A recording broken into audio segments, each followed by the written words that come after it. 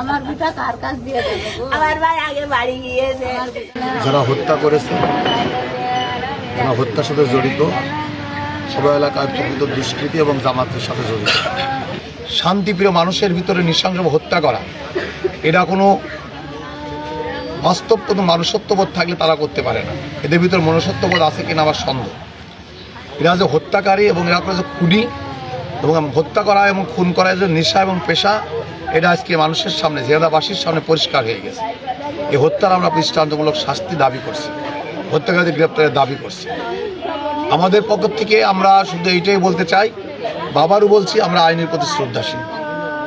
আইন আমরা নিজে হাতে তুলে নিতে চাই না, কিন্তু আর কত পিঠ তোমাদের দেওয়ালে ঠেকে যাচ্ছে। আমরা এই বিষয়টাকে খুব দ্রুত যদি বিচার ব্যবস্থা, আইনগত ব্যবস্থা না নেয়, অবশ্যই আমরা পাল্টা পদক্ষেপ নেওয়ার আমাদের বাধ্য হব। আমরা নিজে চাই না, নিতে আমরা বাধ্য হব।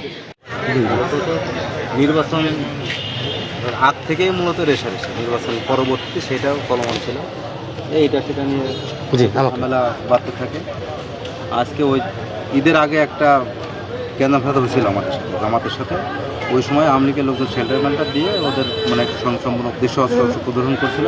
আমরা মূলত রাজনৈতিকভাবে ওইরকম অস্ত্রের রাজনীতি বিএনপি আমরা করিও না, মানে আমাদের ওই জায়গাটা বিএনপি।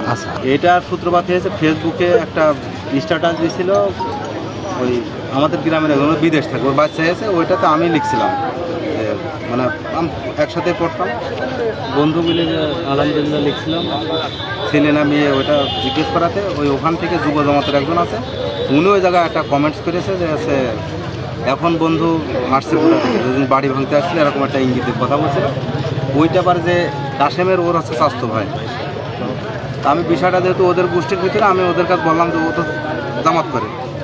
আমি ওদের বলছিলাম যে তুমি হচ্ছে তোমরা ওইটা শোনো, এটা কী করে না লিখলো, আমার বয়সে অনেক ডিস্টেন্স। সেটা শুনতে গেছে ওরা যে ওই পরিকল্পিতভাবে ওরা গোছগাছ করেছিল, আমরা কেউই জানি না। আর আমি ওই সময়টা বাড়িতে ছিলাম, আমি বইডাঙ্গার দিকে ছিলাম ব্যবসার কাজে।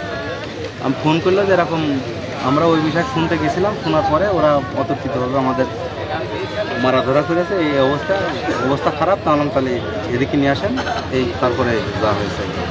গ্রেপ্তার 24 ঘন্টার ভিতরে আসামি গ্রেপ্তার করে আইনের আওতায় আনা হোক। কারণ এখানে দেখা আসামি, এরা যারা মাইরেছে তাদেরকে সবাই দেখেছে, চিনেছে এবং কার দ্বারা এটা হয়েছে এটা জানতে এলাকায় বাদ নাই।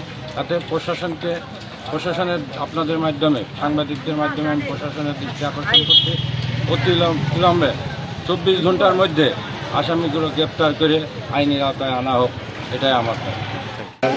আমরা ডেড বডি দেখতে এসেছি এবং আমরা এটা নিশ্চিত করতে চাই যে এটা সর্বোচ্চ বিচার, এটা নিশ্চিত করা হবে। পুলিশ সুপার মহোদয়কে অবগত করা হয়েছে, অফিসার ইনচার্জ ঘটনাস্থলে রয়েছেন এবং উপজেলা নির্বাহী অফিসারও এটা এই বিষয়টি পর্যবেক্ষণ করছেন এবং যারা আসামি, আশা রাখি যে দ্রুতই ধরা হবে। এর আগেও যে দুই একটা ঘটনা ঘটেছে, প্রত্যেকটা কিন্তু আসামিরা ধরা হয়েছে এবং তারা আইনের আওতায় রয়েছে।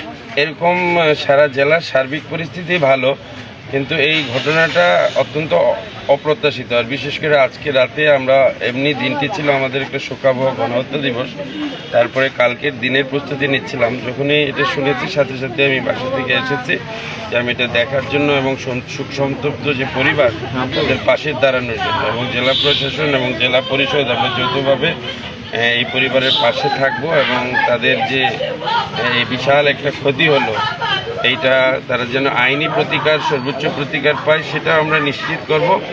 পাশাপাশি আমাদের এই ধরনের ইনসিডেন্ট যেন আর না ঘটে, এই জন্য ডিটারেন্ট অ্যাকশন এবং প্রিভেন্টিভ অ্যাকশন আমরা নিব। আমরা আবুল কাশেম যে পেশেন্টের কথা আপনারা বলছেন, ওনাকে আনার পরে আমরা মৃত অবস্থায় পেয়েছি, যার ফলে এটা আমরা ব্রড ডেথ হিসাবে আমরা এন্ট্রি দিয়েছি। এটা আমাদের অ্যাজ পার রুলস। আর ওনার কোনো এটা আঘাতপ্রাপ্তের কারণে হয়েছে না কি কারণে হয়েছে, এটা হলো আফটার অটোপসি এটা বলতে পারা যাবে যে কিভাবে ওনার মৃত্যু হয়েছে।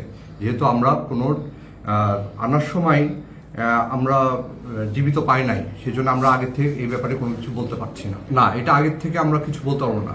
এটা যে কোনো আঘাত, এটা নতুন না পুরাতন এগুলো অটোপসির পরে বোঝা যায়।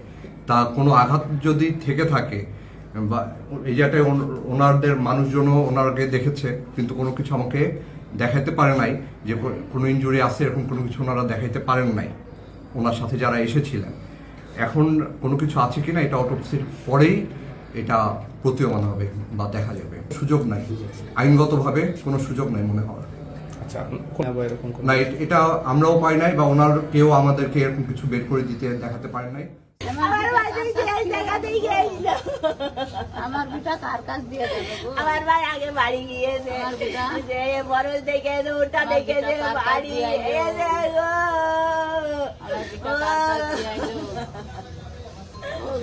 ও ভাই, এটা আমার খোঁজ নেবে না ভাই গো।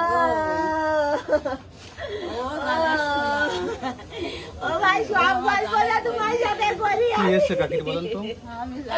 আমার ভাই কাছে সব কথা কই আমি। আমার ভাই যে আমার খবর